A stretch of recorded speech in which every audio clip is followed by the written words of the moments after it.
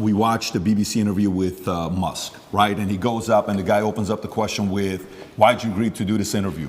He says, well, I don't know, what's the name of the BBC? And he's trying to mock them and all this stuff. And there's a part of it where, he calls them out for the mistakes they made. Yeah. And if you go to the bottom of the interview on BBC, you'll see comment section saying, why'd you cut that out? Because Musk puts it on Twitter, but they didn't put it in the interview. Yeah. Then you watch the interview with you. The first question they ask you was, what's the first question? Hey, you've been accused of serious crimes, rape or something like that.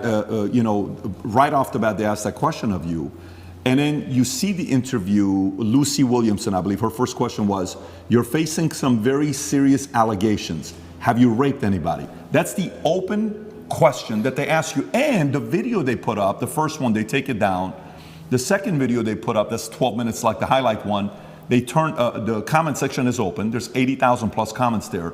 Then you look at Philip Schofield. Yeah. And you just brought up Philip Schofield. For people that don't know who Philip Schofield, do you mind explaining to people who he is? Yeah, he was a TV presenter in England. He was very famous. He ran the morning show. And he was grooming children for a very long time. And all the staff knew about it. And the people who worked on the show with them were being groomed by him. And everybody knew. And it was all a big ha-ha-ha joke. And now he's come out saying, oh, please don't pick on me. I feel sad. And the media is saying, I'll leave the guy alone. He is, when you go look up his Wikipedia, it says he rose to prominence as children's BBC continuity presenter from 85 to 87. Yep. Then went on to do programs on BBC and ITV for Going Live, This Morning, Dancing on Ice, All-Star Mr. and Mrs., The Cube, and a bunch of other things. And they interview him, okay? While he's going through the mess, after 27 years of being married, this one guy that he groomed since 10 years old, his name is McGreevy, I want to say, something McGreevy, that he's going through the process. Matthew McGreevy, they met at 10 years old at a theater group. At 15 years old, Philip follows him on Twitter. While the kid is 15, he follows him on Twitter. The guy celebrates it. Long story short, Ruth Langsford, they work together with. She files a complaint. Then right after filing the complaint, McGreevy gets fired. Then he has to take a break. Then he comes out after 27 years telling his wife, and hey, I'm gay, I'm coming out of the closet. He's got 2 daughters. But there's a part of it where Matthew calls his wife and says, hey, your husband and I had an affair together when I was 19 the first time and 20 and all. Nobody knows if it was before or not. The interesting thing about him is his brother, Timothy Schofield, I don't know if you know about his brother. Oh, what, the one who's in jail for being a pedophile? Was convicted of 11 sexual offenses involving a child between October 2016 and 2019, including 2 sexual activity with a child. Here's how the interview started. First question, the guy asked him. He says, you've had quite a week. How are you? Opening question. Versus the question they ask you on the opening, right? And then he turns around and says, the media's interest in the affair was motivated partly because of homophobia, alleging that an affair with a much younger woman would have not generated such a scandal. So he gets protected. And he says, all those people who write those stuff, do they ever think that there's actually a person on the other end, right? This is proven. By the way, this is the part where even when somebody's watching you and saying, why are they taking him to court? Maybe he did something. Why are they taking Trump to court? Maybe he did something. Why are they taking this guy? He must have done something. There must have been something there, right? It's stuff like this BBC does. If BBC are watching this right now, I want to kind of remind you of your mission statement that you have on your website. We're going to put the link below to your mission statement. You can go find it. Here's what your mission statement is, BBC. This is why you've lost some credibility the last couple of years. To act in public interest, serving all audiences through the provision of impartial, keyword impartial, high quality and distinctive output and services which inform, educate, and entertain. You say you inform, educate, you entertain, yet you conceal, misinform, and your content's quite frankly boring. You're cherry picking on people that you're talking to. So a message like that gets the average person to say, everything with you is allegedly, everything he did is proven, his brother is proven, yet let's leave him alone. Poor guy, let's target him. This is where their argument has leaks in it. And somebody like you can tear it up. Absolutely. Philip is part of the club, and I'm not. And this is the thing. I'm a mentally resilient person, right? 14 months they've attacked me. I'm not going to sit and complain about that because that's not how I operate as a man. 14 months they've complained about me. If you type Romania, human trafficking, you type in any of these things, my name comes up, my face, I'm a bad person. I've lost all my bank accounts. I've lost all my social media accounts. I've been vilified all across the matrix in every single possible way. They print my face every single day with something negative next to it daily. Nobody gives a shit about my mental health, right? Because I'm the enemy. And what's scary about this is Lucy Williamson herself, she was begging me for an interview. The BBC were begging me for an interview. I don't need any of these people. The only reason I even sat down with the BBC is because they were begging me. I can go and just say my own words and get plenty of views, right? But the whole time I was in jail, they're begging me for an interview. Can we speak to him on the phone? Maybe you can give an interview from jail. Can we have an interview? Please, please, please, please. And I was saying, why do I want to talk to the BBC? And the BBC were saying, no, we don't want to do a hit piece. We want to come across, we want to be impartial. This is what they're telling me. This is what they're telling me.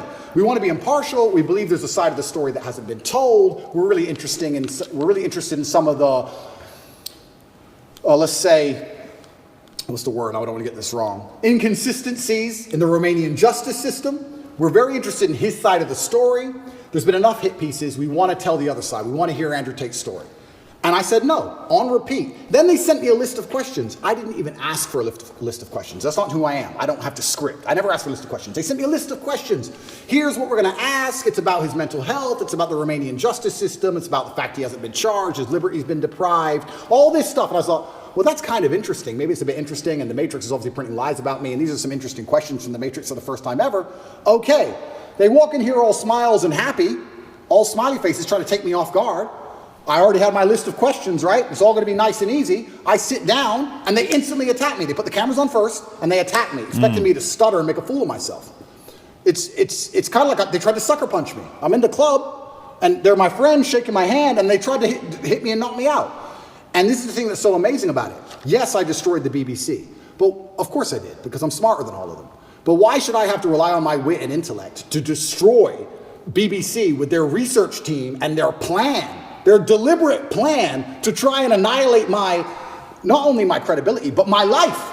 They are trying to put me back in jail, these people. They're not dishonest. They're genuinely evil.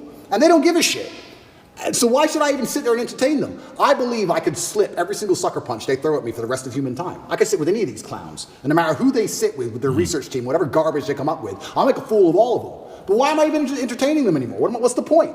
That was the last chance I gave mainstream media. They lied for months to get that interview with me.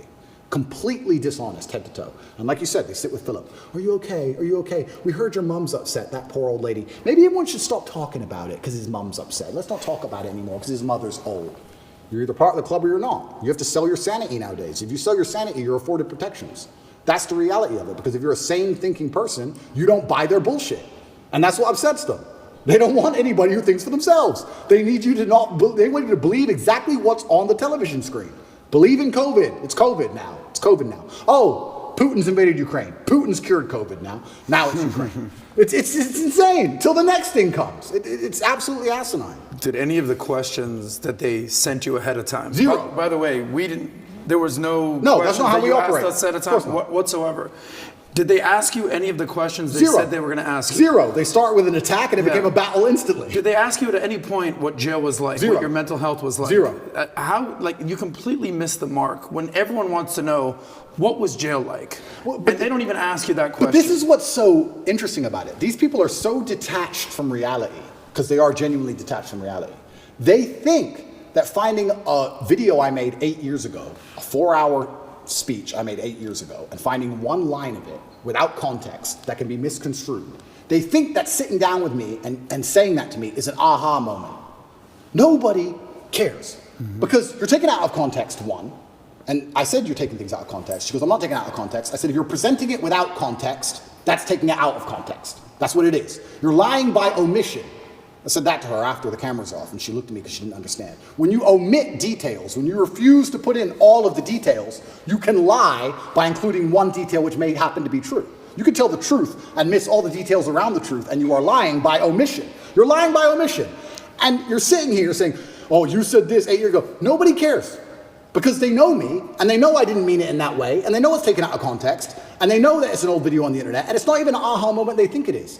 But they just want to sit with you for an hour, attack you and attack you and attack you, wait for you to make one mistake. If I would have stuttered or made a single mistake, that's the only 3 minutes they would have shown.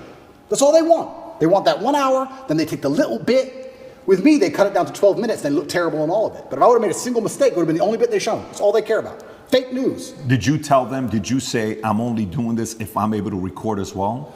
I said that. Because I know that's what happened with Trump as well a couple of years ago. I didn't even tell them, I just recorded it. Okay, so they didn't know you were recording. They didn't know I was recording until afterwards, and then I said, that was dishonest, I'm gonna release the whole video. You told them before you released it? I told them. There is no contract or agreement with BBC? No. Nothing was signed, it was just simply an interview, okay. Because I think that was very important when you released it, for people to see what fully was said versus, and by the way, you know the Philip Schofield interview that they put up, the 12-minute one that just came out, you know the comments are turned off. Of course they are. The comments are turned off, yours are turned on, his is turned off. Of course. And who knows many reasons why they would do that. But going back to BBC. So, okay, they come, they want to ask the questions of you. For some of the people that maybe aren't following the story closely, but they know who you are. We're in the car, we're driving, and a lot of people are asking questions. We ask the drivers, like, hey, are you going to Tate's place? How do you know we're going to Tate's place? And he says, well, who's Tate? Oh, Andrew Tate. Oh, tell us about Andrew Tate. Well, this is, okay. What kind of a guy is he? He said, I actually really like him. I said, why do you think he's going through what he's going through right now? Oh, it's always because of money. Okay, so we're at a different restaurant. So tell us, why are you going through this? Why is he going? Everybody's saying a similar thing about this, right? But for those who don't know, there's 3 different camps. Yeah. The camp that already sees you guilty, it doesn't matter what they read. So for example, this story here, from BBC came out just last night, 10:30.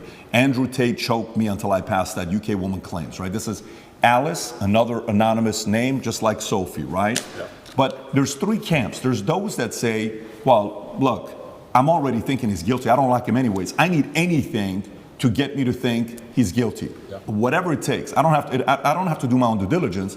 I just have to hear anything. Then there's the camp that's a diehard fan. There's nothing you can do that they did wrong. In their eyes, it's going to be wrong. Then you have the people in the middle that are the reasonable ones, that are saying, you know what, let me look at this. Yeah. What about this? What about that? The people in the middle may say the following question. They may say, and I may have asked this question from you last time as well. They may say, Andrew, okay, if this guy is so innocent, how can they get you to go to the dungeon for 92 days? How can they put you on house arrest? How can they do all this stuff? Yeah. If you're somebody that was born in US, you lived in UK, how come somebody else isn't coming to bail you out? You got different lawyers. How is it that they can keep doing this to you if you're not guilty? What do you say to those people? Yeah, and once again, I have to be careful what I say because of the court case, but Romania has a law, or the law in Romania is basically, if you can prove to a judge that it might have happened, they're allowed to hold you up to 6 months during the investigation stage. If I was guilty of anything, I would have been charged long ago. And we're going to talk about charges soon because I still believe they're going to attempt to charge me. But we're now approaching the end of the 6 months they can keep me under a form of arrest for without charge. Typically in Romania, when I was first arrested, the guard said, within 2 weeks, you'll have your indictment. I was like, 2 weeks? He goes, yeah, everyone gets charged quickly. Nobody waits 6 months for a charge. If they arrest you, they charge you, like every other country, right? The fact they've waited 6 months and gone into my entire life and attempted to find something shows they don't have a case. Why I believe it happened is because they didn't have a case when they were trying to hit me with this garbage, and they thought, you know what? If we put him all over the news, if we slander his name completely, there was a hotline set up. If you're a girl who's been hurt by Andrew Tate, call this number in the UK. A hotline. So they were attempting to use the media to find what they wanted. Months go by, months go by, months go by, case file's empty, nothing's happening. My lawyer's saying, when are we gonna close this case file? Like, yeah, we're just waiting for some papers, we're gonna close it, we're gonna close it, we're gonna close it. Around the time I was canceled, things started appearing in the case file again. They start spying on me again. Very interesting that it happened around that time. I don't know if they understood that I wasn't protected by the political class of the USA. I don't know what happened. They started to build this case, and they spied on me for all of these months, spending millions of euros, spying on me everywhere I went, trying to find evidence of a crime. Eventually, they get to the end of their legal limit to spy on me, and they don't have any crime. They don't have anything.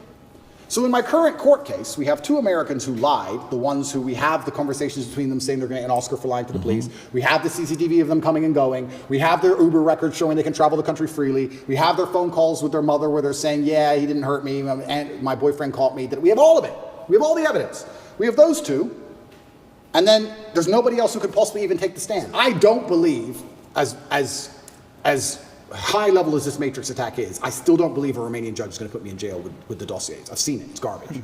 I don't think I'm going to end up in jail. But it's just taking years of my life, damaging my influence, having bad things to say about me, keeping me under control, keeping me locked in a house. That's all they want to do. They have no interest in the truth. There's no victims. There's no one to take the stand. Do you know who Sophie is or Alice is or no? Yeah, so the BBC, Ali? That's really interesting. So then the BBC says, well, we found victims because the BBC have done enough investigative journalism to understand that the case is garbage and there's no victims. So they said, well, we found victims. They found one called Sophie first. That was a few months ago. I think I was still in jail when Sophie appeared. Is that her real name? No, that's her fake name. So they have a girl with a fake name called Sophie. They don't show her face. They ask me, what do you think about Sophie? How can I comment on Sophie when Sophie isn't real? Firstly, you've made her up. Secondly, I don't know who you're talking about. You're saying that 9 years ago, I was emotionally controlling?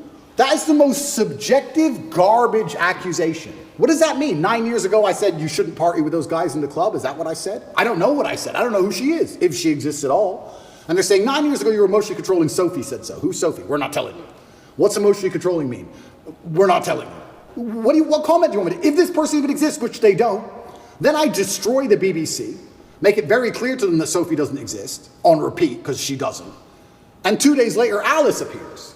What's interesting about this is that DCAT, the federal agency inside of Romania, along with help from international partners, have tried so hard, spending millions of euros with federal level tools to find a victim so they can put me in jail. And they can't find anyone. But the BBC just pulls them up whenever they want. The BBC does. Where do these people come from? And I say this every single time. If anybody believes they've been wronged, male or female, by me, go to the police. Go to the police. I encourage you to go to the police. All these people say we don't want to go to the police. We just want to stay on the news. What, is that because you're not real? Is that why? That's pretty convenient. I mean, I thought I was a bad person. Why don't you go to the cops? Oh, because you have no evidence and it doesn't exist? That's why. Are all these accusers in the UK, not even in Romania? Not even in Romania. So Sophie and Alice are supposedly both from the UK. And Alice's story To correct, it's not Alice. I said Alice, it's Evie. Evie or Evie or something like that. Evie. It's all made up names. It's all made up names. Yes. So Evie, we could call whatever name we want. But yeah, Evie is saying 13 years ago I choked her or something. Yeah. By the way, when is the 6-month time limit? End of this month. Okay. And can we reference the tweet you just posted a couple days ago? I want to stay on this. She was commenting on Evie. You were going to say something about Evie, what she said 10. So she's claiming 10 years ago or 13 years ago, you guys had the consensual sex the first time. She comes back for the second time around. According to the story, she says she was being, your hand was on her throat, strangled me. She was passed out for a minute. And then she came back and she said, I did not approve of the second time having sex after she was passed out. So these stories they're making, and then she says, the guy asked a question saying, how come you didn't do any police report back then? She says, well, because it's not fully rape and it's not that, because it was consensual and I kind of wanted to be there and I didn't tell anybody about it 6 years later. There's way too many things that doesn't give it credibility for somebody to say, I didn't do anything about it then, but 6 years later I told my friends, 3 or 6 years later. Yeah. And this is the thing that's scary. If you say to any red-blooded male, 13 years ago you had sex with a woman consensually and she's now unhappy about how that sex happened. You can get, any man on earth can get screwed with that. If this person exists at all. And like you said, she refused to go to the police if she exists. And she's saying it was consensual. I think last night they aired it on Newsnight and they said, why are you coming forward now? And I think this actor, the person literally said, because now he's rich and famous. They literally said those words. That's what they said. Oh, because now he's rich and famous, I think it's unfair. It's asinine. I don't understand genuinely how a man can protect himself in the Western world anymore. How can you even exist anymore? If this is what they're going to hit you with as soon as you get to a certain level of influence, there's no man on earth who's safe from this. I said this to my judges. I had a few male judges. I said, they could do this to you.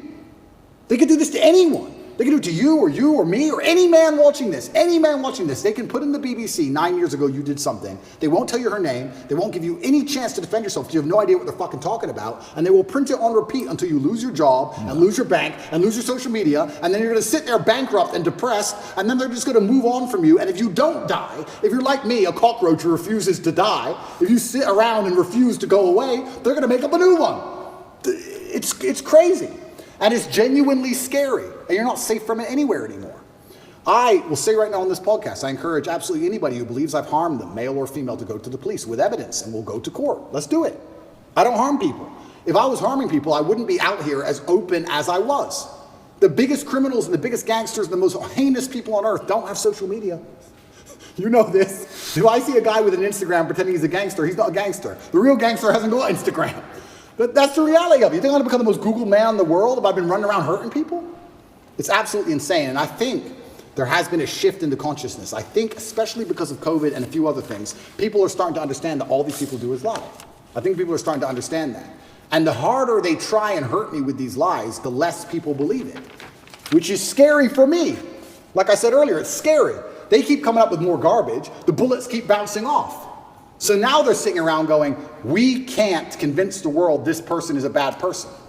How do we get rid of him? That's the scary part. Connect is an application which allows you to take a minute to connect with influencers from all around the world.